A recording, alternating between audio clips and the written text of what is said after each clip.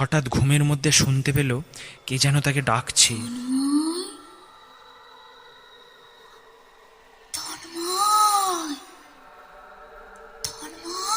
কে?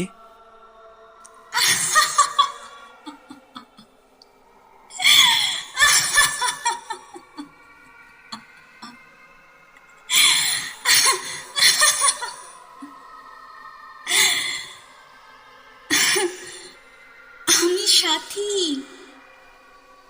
সন্ধ্যায় আমার কথা ভাবছিলে না তুমি?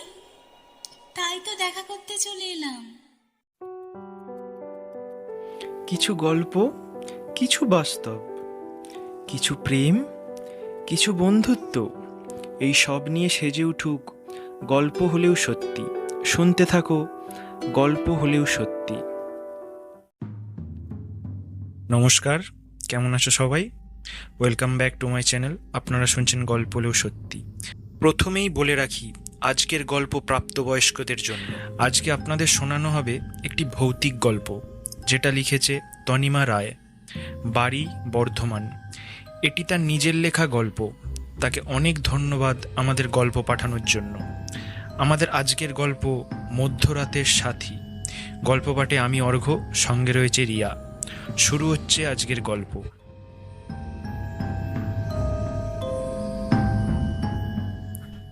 তন্ময়ের নেশাটা একটু বেশিই চড়ে গিয়েছিল। সোফা থেকে উঠে দেখল গা মাথা টলছে। কোনো রকমে সিঁড়ি দিয়ে নেমে এসে গাড়িতে উঠল। তন্ময় পুরুলিয়ার একটি কর্পোরেট সেক্টরের উচ্চপদস্থ কর্মচারী। মাইনেপত্র ভালোই, নিজস্ব গাড়ি, নিজস্ব ফ্ল্যাট, সবই আছে। ছিমছাম চেহারা, বয়স 30, কোঁকড়ানো চুল, ফর্সা চেহারা, মোট কথা সুশ্রী দেখতে। এখনো অবিবাহিত। এই মুহূর্তে 3 কুলে তার কেউ নেই। তার যদি এই জগতে নিজের বলতে কেউ থাকে, সেটা হলো বেনুদি। বেনুদি তন্ময়ের বাড়িতে প্রায় 20 বছর কাজ করছে। বয়স 50-এর ঘরে। সে তন্ময়কে নিজের ছেলের মতোই স্নেহ করে। তন্ময় এমনিতে খুব একটা বাইরে সময় কাটায় না। বাড়ি থেকে অফিস, অফিস থেকে বাড়ি। সেদিন অফিসের এক কলিগের জন্মদিন ছিল। তার বাড়িতে 2-একটা অফিস স্টাফদের নিমন্ত্রণ ছিল। তাদের মধ্যে তন্ময়ও একজন। তন্ময় আগেই বেনুদিকে ফোন করে জানিয়ে দিয়েছে যে তার ফিরতে দেরি হবে, সে যেন খেয়ে নেয়। কাজেই তন্ময়ের কোনো তাড়াহুড়ো নেই। জন্মদিন বাড়ি থেকে বেরোতে 12টা বেজে গেল। গাড়ি ছাড়ল। কেমন একটা ভ্যাপসা গরম তন্ময়কে পেয়ে বসেছে। উফ, যা গরম! সে গাড়ির এসিটা বাড়িয়ে দিল। মিনিট 10 চলার পর হঠাৎ তার গাড়ির সামনে একটা লোক এসে দাঁড়ালো। সে জোরে ব্রেক কষল। আরে আরে, পাগল নাকি? এক্ষুনি অ্যাক্সিডেন্ট হতো, দেখে পথ চলতে পারেন না? বাবু আমার ভুলে গেছে, বাবু ভুলে গেছে বাবু। আমি দেখতে পাইনি বাবু, আমাকে মাফ করে দেন বাবু, আমাকে মাফ করে দেন। আমার ভুল হয়ে গেছে বাবু, আমার ভুল হয়ে গেছে। আচ্ছা ঠিক আছে, সরে দাঁড়ান। বাবু আমাকে একটু পরের গ্রামে নামিয়ে দেবেন বাবু। বাবু বাবু আমাকে একটু পরে গ্রামে নামিয়ে দেবেন। তন্ময় ভাবল, সর্বনাশ, লোকটা আবার চোর ডাকাত নয় তো?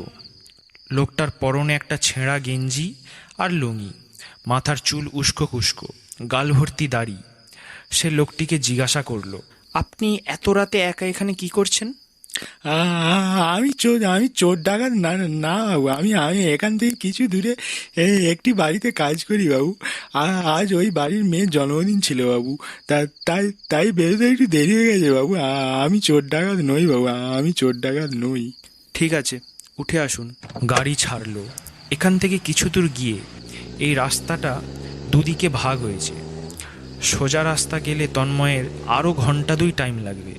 তাই সে দ্বিতীয় পথটি ধরল। গাড়িটি যেই সেই দিকে ঘুরিয়েছে, অমনি লোকটি, বাবু বাবু বাবু আমি যাবো না বাবু, আমি যাবো না বাবু, ওই দিক দিয়ে আমি যাবো না বাবু, আমি যাবো না। আপনি যাবেন না বাবু, আপনি যাবেন না, ওই দিক দিয়ে ভুলেও যাবেন না বাবু, যাবেন না। হাতটা ছাড়ুন। না না বাবু, আমি যাবো না। ওই রাস্তায় মতিডাঙ্গা শ্মশান পড়বে বাবু, আমি যাবো না বাবু, আমি যাবো না। আরে মশাই, আমি যাবো না। বিরক্ত করে, হাতটা ছাড়ুন। শ্মশান আছে তো না কি হয়েছে, না, হাতটা ছাড়ুন। আমি যাব না। ওই রাস্তায় যে যায় কেউ বাঁচে না বাবু। আপনিও যাবেন ওই রাস্তায়, একটা ওই শ্মশানে একটা ডাইনি থাকে বাবু।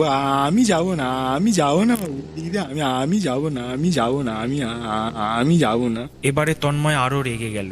ছাড়ুন হাতটা। শুনুন, আপনি না যেতে চান এখানে নেমে যান, আমি যাব, শুনেছেন? এই বলে তন্ময় গাড়ি থামিয়ে তাকে নামিয়ে দিল। বাবু বাবু বাবু যাবেন না বাবু, বাবু যাবেন না, যাবেন না ওই দিক দিয়ে, যাবেন না বাবু, যাবেন না। গাড়ি চলতে শুরু করলো। যত সব পাগল ছাগল নিয়ে কারবার, দিল মেজাজটা বিগড়ে। শুধু শুধু কতটা সময় নষ্ট হলো, যত সব। এই জন্য রাস্তায় কাউকে লিফট দিতে নেই। গাড়িটা কিছুক্ষণ যাবার পর মতিডাঙ্গার শ্মশানে এসে উপস্থিত হলো। গাড়ির আলোতে সে দূর থেকে দেখতে পেল শ্মশানের একদম শেষ প্রান্তে কেউ হাত দেখাচ্ছে। ঘড়িতে তখন বাজে প্রায় রাত 1টা। কাছাকাছি যেতে দেখতে পেল একটা মেয়ে, একটি 24 কি 25 বছরের যুবতী মেয়ে। হেডলাইটের আলোতে দেখে বেশ সুন্দরী বলে মনে হলো। খোলা চুলে দাঁড়িয়ে আছে, পরনে সাদা ধপধপে শাড়ি। তন্ময় একবার ভাবল সে দাঁড়াবে না, কিন্তু তার মন বারবার বলছে আমাকে দাঁড়াতেই হবে। মেয়েটার কাছাকাছি এসে সে দাঁড়িয়ে পড়ল। কে আপনি? এত রাতে এই শ্মশানে একা একা দাঁড়িয়ে কি করছেন? আমার নাম সাথী বাবু। কিন্তু এত রাতে এখানে, মানে, আর আপনি কাঁদছেন কেন? আমার আমার এই 1 সপ্তাহ আগে বিয়ে হয়েছিল। আমার বর আজ সকালে অ্যাক্সিডেন্টে মারা যায়। আমার আমার শ্বশুর বাড়ির লোক আমাকে অপয়া বলে বাড়ি থেকে এক কাপড়ে বার করে দেয়। কিন্তু এত রাতে কোথায় যাবেন আপনি? এখান থেকে 5 কিলোমিটার দূরে আমার বাপের বাড়ি। ওখানেই যাচ্ছিলাম। তারপর হাঁটতে হাঁটতে কখন যে এখানে এসে পড়লাম বুঝতে পারিনি। তারপর আর যেতে পারছি না বাড়ি। বাবু, আমি আমি আপনার দুটো পায়ে পড়ি বাবু, আমাকে একটু গাড়িতে করে ওখানে নামিয়ে দিন। দয়া করুন বাবু, দয়া করুন, আপনার দুটো পায়ে পড়ি বাবু। আচ্ছা ঠিক আছে, গাড়িতে উঠুন।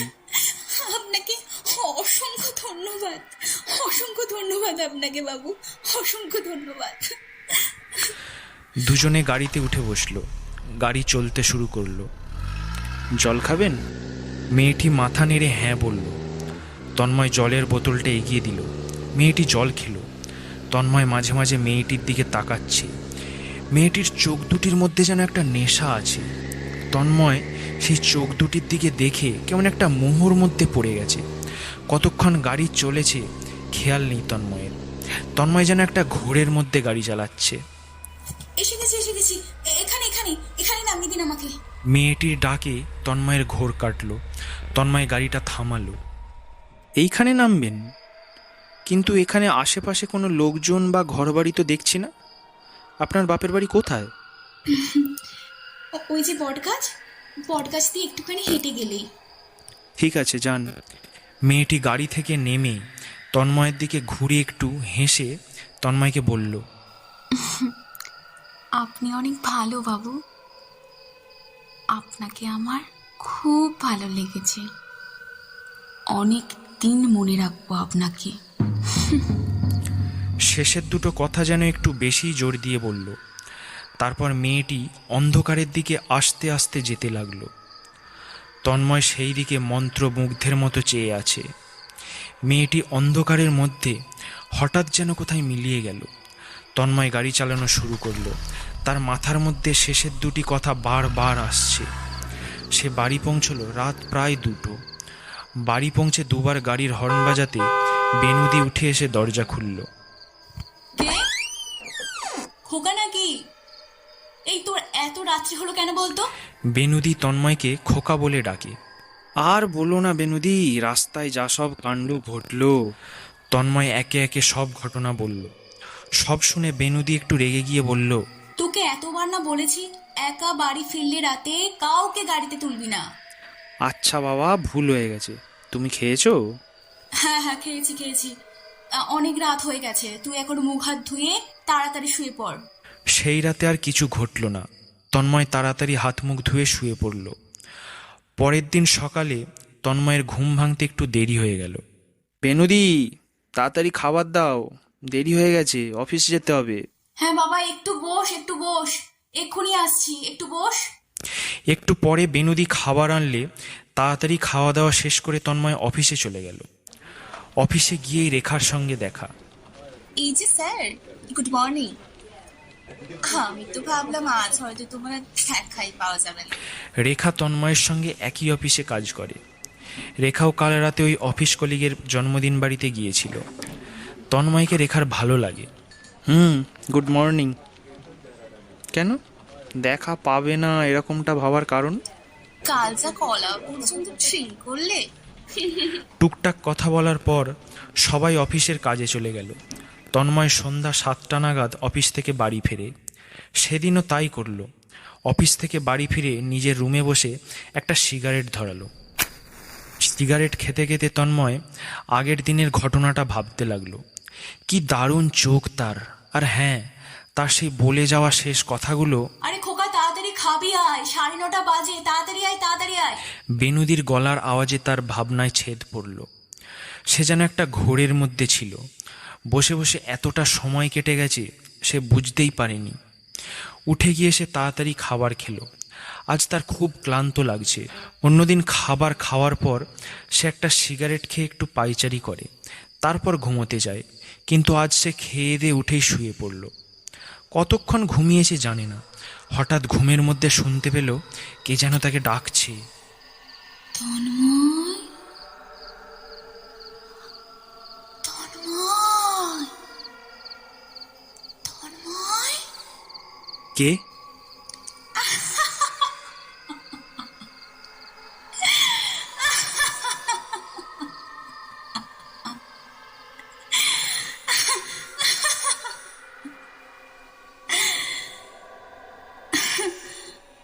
আমি সাথী। সন্ধ্যায় আমার কথা ভাবছিলে না তুমি? তাই তো দেখা করতে চলে এলাম। তুমি তুমি এসেছো সাথী? তুমি এসেছো?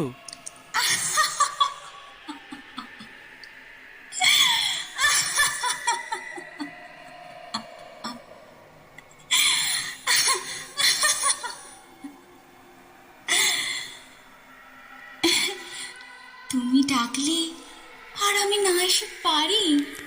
তন্ময়ের ঘুম ভাঙল। সে চোখ খুলে দেখল চারিদিকে অন্ধকার। ঘরের এক কোণে একজন দাঁড়িয়ে, সেই চোখ, সেই খোলা চুল। তন্ময়, আমাকে এখানে দাঁড় করিয়ে রাখবে? কাছে ডাকবে না?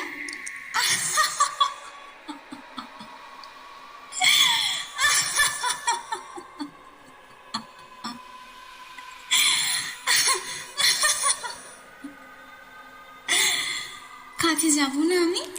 তন্ময় মন্ত্রমুগ্ধের মতো তার দিকে চেয়ে আছে। মেয়েটি আস্তে আস্তে তার দিকে এগিয়ে এলো, তাকে জড়িয়ে ধরল। তন্ময়ের গোটা শরীরে একটা শিহরণ খেলে গেল। তার হাতে পায়ে কোনো বল নেই, সে যেন একটা পুতুল। তন্ময় জ্ঞান হারালো। ঘুম ভাঙলো বেনুদির ডাকে। খোকা, এই খোকা, আরে উঠে পড় উঠে পড়, অফিস যাবি তো। কটা বাজে দেখেছিস? তাড়াতাড়ি ওঠ তাড়াতাড়ি ওঠ। আরে ওঠ রে বাবা ওঠ, আর ঘুমাতে হবে না, তাড়াতাড়ি ওঠ। তন্ময় তাড়াতাড়ি উঠতে গেল, কিন্তু পারল না।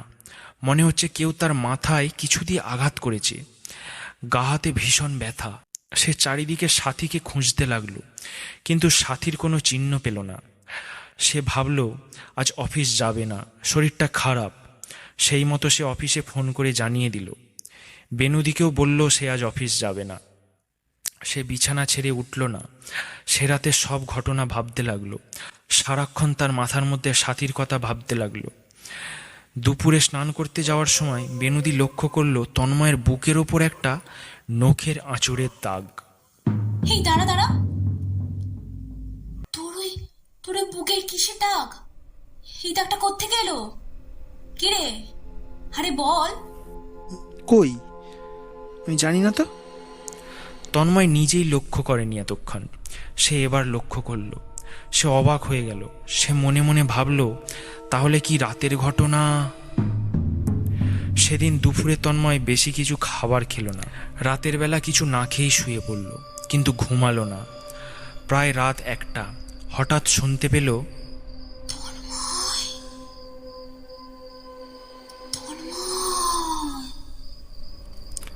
তুমি এসেছো? আমি জানতাম তুমি আসবে। এত দেরি কেন করলে? আমি তো জানতাম, আমি জেগেই ছিলাম। তবে এত দেরি করলে কেন?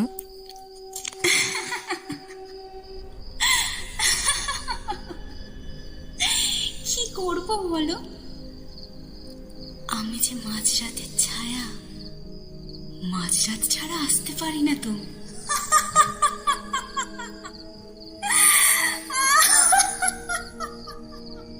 তন্ময় বুঝতেও পারছে না যে সে ধীরে ধীরে মৃত্যুর দিকে এগিয়ে যাচ্ছে। প্রতিটা দিন একই ঘটনা ঘটতে থাকে তার সঙ্গে।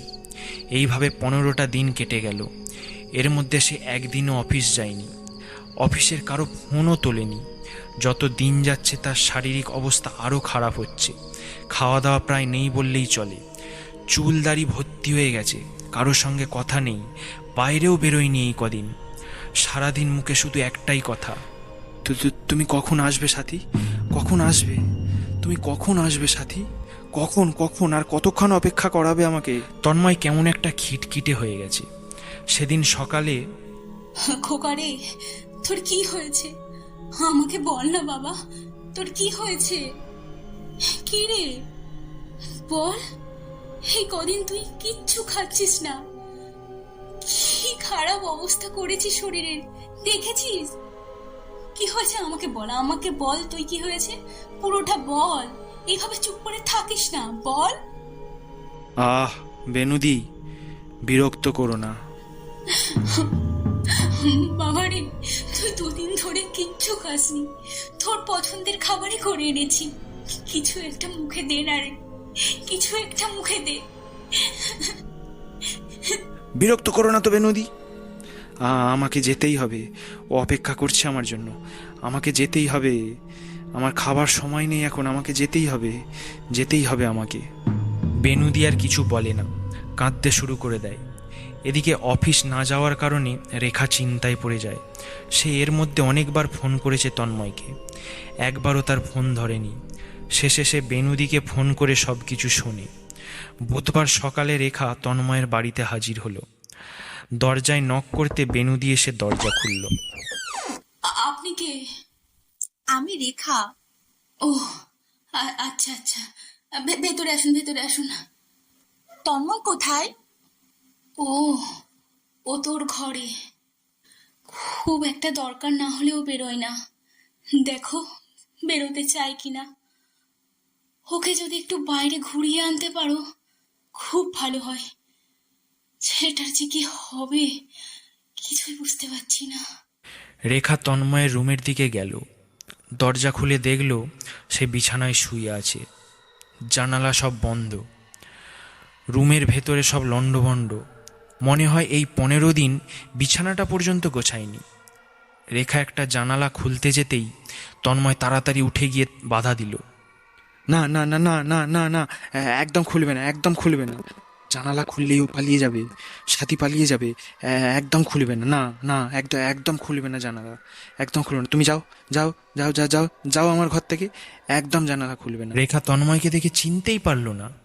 সে এখন প্রায় পাগল, গাল ভর্তি দাড়ি, চোখগুলো ভেতরে ঢুকে গেছে, বুকের সব কটা হাড় গোনা যাচ্ছে।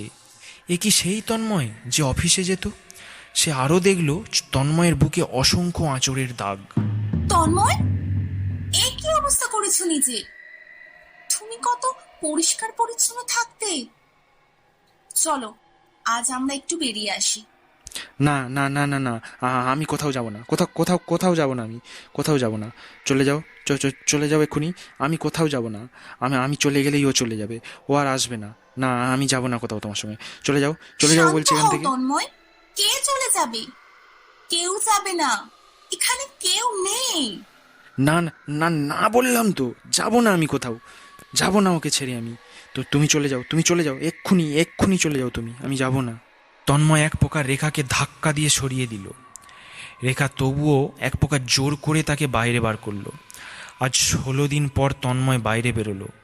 তার মুখে একটাই কথা, আমি যাব না, আমি যাব না, ও চলে যাবে, আমি চলে গেলেই ও চলে যাবে, আমি জানি। হ্যাঁ, আমি যাব না, আমি যাব না, আমি যাব না, আমি কোথাও যাব না, কোথাও যাব না। রেখা একটা ট্যাক্সি ধরে তন্ময়কে নিয়ে একটা পার্কে গেল।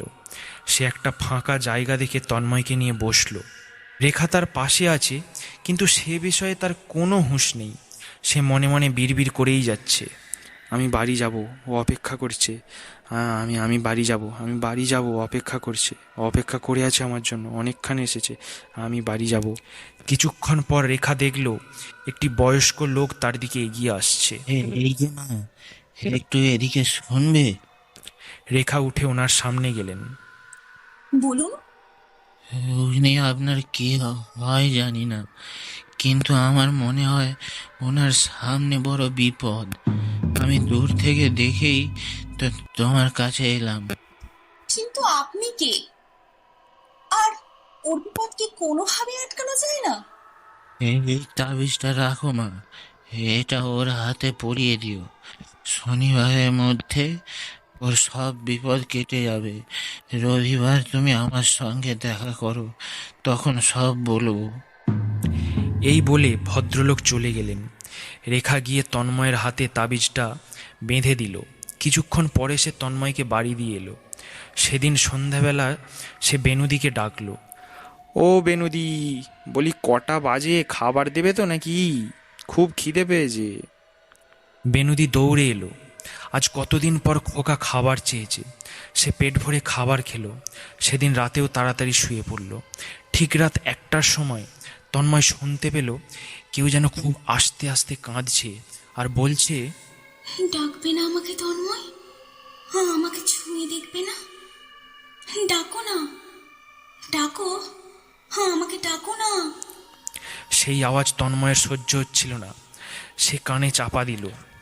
ও ডাকবে না চুপ আমায়? করো, কান্না থামাও, হ্যাঁ, চুপ আমাকে করো ডাকবে না, ডাকবে ভগবান, না আমায়? আর সহ্য হচ্ছে না হ্যাঁ, আমাকে ডাকবে ভগবান, না, চুপ ডাকবে না করো, আমাকে তন্ময়? চুপ করো, চুপ হ্যাঁ, করো, আমাকে ছুঁয়ে দেখবে কান্না না? থামাও, ডাকো চুপ না, করো হে ভগবান, ডাকো। চুপ করো, হ্যাঁ, আমাকে কান ডাকো ফেটে না। যাবে আমার, ডাকবে চুপ না আমায়? করো, আর সহ্য হ্যাঁ, আমাকে হচ্ছে না ডাকবে না, আমার, ডাকবে চুপ না আমাকে করো, চুপ তন্ময়? করো, প্লিজ আমাকে কান্না ছুঁয়ে থামাও, দেখবে না? কান্না থামাও। আজ তার ডাকো না। কান্না তন্ময়কে বশে আনতে ডাকো। পারল না। হ্যাঁ, আমাকে একইভাবে ডাকো সে না। বলতে থাকলো, ডাকবে না আমায়? হ্যাঁ, আমাকে ডাকবে না? ডাকবে না আমাকে তন্ময়? হ্যাঁ, আমাকে ছুঁয়ে দেখবে না? ডাকো না, ডাকো, হ্যাঁ আমাকে ডাকো না। ডাকবে না আমায়? হ্যাঁ, আমাকে ডাকবে না? এই রকমভাবে 3টে দিন কাটলো। চতুর্থ রাতে আর কোনো কান্নার আওয়াজ পেল না তন্ময়। রবিবার সকালটা তন্ময়ের জন্য একটু বেশি ভালো লাগছিল। সে নিজে বুঝতে পারছিল তার মধ্যে থেকে কিছু যেন একটা হালকা হয়েছে। সকালে উঠে দেখল রেখার ফোন। আজ রেখার সাথে পার্কে যেতে হবে। সে তাড়াতাড়ি চুলদাড়ি কেটে এসে ফ্রেশ হয়ে গেল, বেরোলো। বেনুদিও তার খোকাকে এভাবে দেখে খুব খুশি। তারা পার্কে গেল। পার্কে ঢুকে রেখা দেখল সেই ভদ্রলোক বসে আছে। রেখা তার সামনে যেতেই সে বলা শুরু করলো, তোমরা যেদিন প্রথমে এই পার্কে এসেছিলে, আমি প্রথমে এই ছেলেকে দেখে বুঝেছিলাম তার ওপর কোনো কালো ছায়া ঘুরছে, তাই তাবিজটা দিয়ে গেলাম। বাড়ি গিয়ে একটু গণনায় বসলাম ব্যাপারটা কি জানার জন্য। মনে আছে খোকা, কিছুদিন আগে মাঝরাতে তুমি একজনকে লিফট দিয়েছিলে? হ্যাঁ হ্যাঁ মনে আছে, সাথী সাথী। সে আসলে একটা পিশাচিনী। ওর বর বিয়ের পরেই মারা যায়। তার কিছুদিন পর স্বামী সুখ না পেয়ে ও আত্মহত্যা করে। রাতে ওই শ্মশানে অপেক্ষা করে কোনো অবিবাহিত যুবকের জন্য। তাকে নিজের রূপ দেখিয়ে বশ করে ধীরে ধীরে তার জীবনে অন্ধকার নামিয়ে আনে। স্বামীর সুখ থেকে বঞ্চিত পিশাচিনী প্রতিদিন একটু একটু করে কামনার আগুন দিয়ে তাকে শুকনো করে দেয়। তারপর তার মৃত্যু হলে অপেক্ষা করে আবার এক নতুন শিকারের জন্য। আপনারা এতক্ষণ শুনছিলেন তনিমা রায়ের লেখা গল্প মধ্যরাতের সাথী। ভালো লাগলে অবশ্যই একটা লাইক করবেন, কমেন্ট করে জানাবেন কেমন লাগলো। চ্যানেলে নতুন হলে অবশ্যই সাবস্ক্রাইব করবেন। আগামী সপ্তাহে আবার একটি রোমাঞ্চকর কাহিনী নিয়ে হাজির হব বুধবার দিন ঠিক রাত্রি 10টায়। ততক্ষণের জন্য সুস্থ থাকবেন, ভালো থাকবেন। শুভরাত্রি।